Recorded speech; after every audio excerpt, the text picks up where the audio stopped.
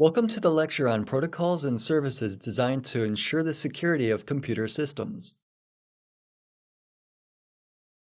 This subject is very important because the bulk of protocols still in use today are more than 30 years old.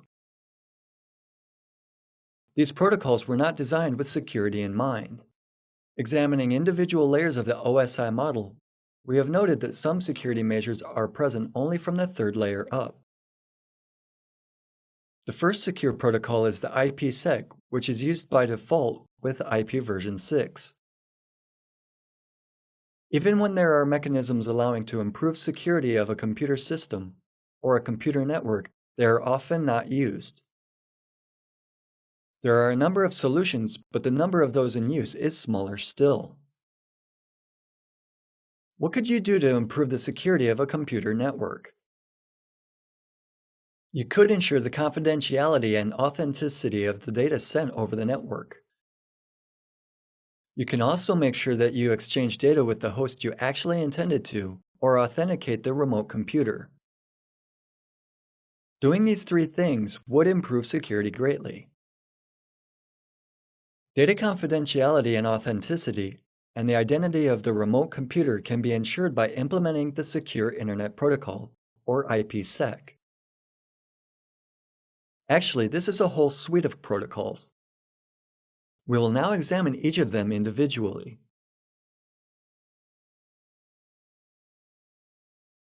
The first and most widely used is the ESP protocol, encapsulating security payload. All the protocols that make up the IPsec operate at the third layer of the OSI model. One of the basic advantages of the ESP is that the protocol will not affect in any way the functionality of applications running in a given network. The IPsec can be enabled from the third layer and not from the session layer or higher. We can secure communication between hosts or groups of hosts in a manner not requiring any changes to the infrastructure and software running on your network. ESP is used for encryption and digital signing of the transmitted data. If you use both features of the protocol, the data will first be encrypted and then the cryptograms will be digitally signed. The implementation of ESP required to add the ESP header to the IP header. The first header field contains information about security parameters and about security associations negotiated for the protocol. The header also includes the package sequence number. This means that the IPsec and the ESP protect against replay attacks. In a replay attack, the attacker uses a stolen password instead of cracking one. The ESP automatically eliminates this threat. The packet footer contains information about the amount of pseudo-random data needed for the encryption with a given algorithm. Encryption algorithms have certain requirements concerning the amount of data to be encrypted. The information about the amount of data that was supplemented is sent too. The final part of the header contains the information about the protocol protected by the ESP and the information confirming the identity of the remote host.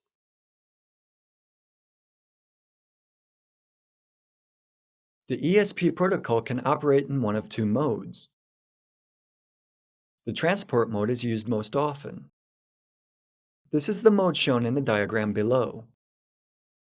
Its function is to ensure the confidentiality and authenticity of communication between two hosts. Everything that is above the third layer of the OSI model gets encrypted. In addition, the ESP header is signed as well. The authenticity of the header is verified.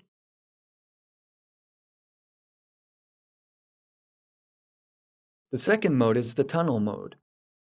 In the picture below, you can see its schematic representation. This mode is used to secure the communication between routers, that is to say, between subnets. The same kind of data that is encrypted and signed in transport mode is encrypted and signed in tunnel mode as well. In addition, the IP header is attached. The original IP header is replaced with a router header.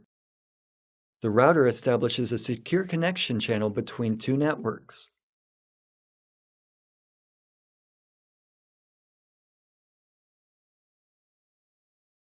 The second protocol of the IPsec suite is the authentication header. It allows you to confirm the authenticity of data and the protocol headers contained in this data. Authenticity is confirmed by attaching a signature to the data being transmitted.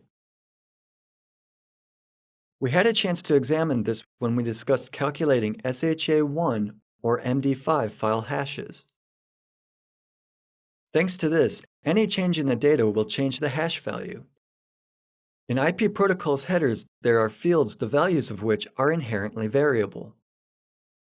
An example of such a field is the TTL, time to live, whose value is reduced by 1 for each router through which the packet is transmitted.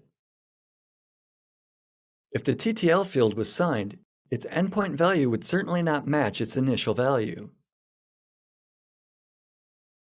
A solution to this problem is that all header fields with variable values are reset before getting a signature. This information must be recorded at the AH protocol header. In the header, you will find, for example, the information about the protocol of the package whose data has been protected by the AH protocol. Moreover, there is also the information about the data length and security parameter index, that is, the information about the IPsec security association. This is the information concerning the hash function that has been negotiated and used. As in the case with the ESP, you also find the sequence number of the remote host and its credentials. The authentication header, just like the ESP, can run in one of two modes. A similar transport mode is used to confirm the authenticity of communication between two hosts. In the picture below, you can see all the data except the variable header fields are signed. The tunnel mode is used to confirm the authenticity of data transferred between networks. In this case too, the IP header, with the address pointing to the router that sent the packet, is added. Data can easily be encrypted and digitally signed as long as both communicating parties have access to the shared secret. The problem is how to establish a shared secret key over an insecure communications channel.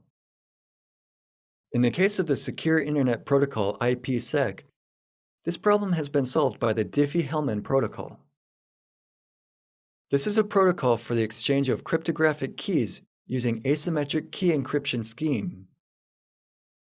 The designers of the solution also took into consideration the PFS, Perfect Forward Security rule.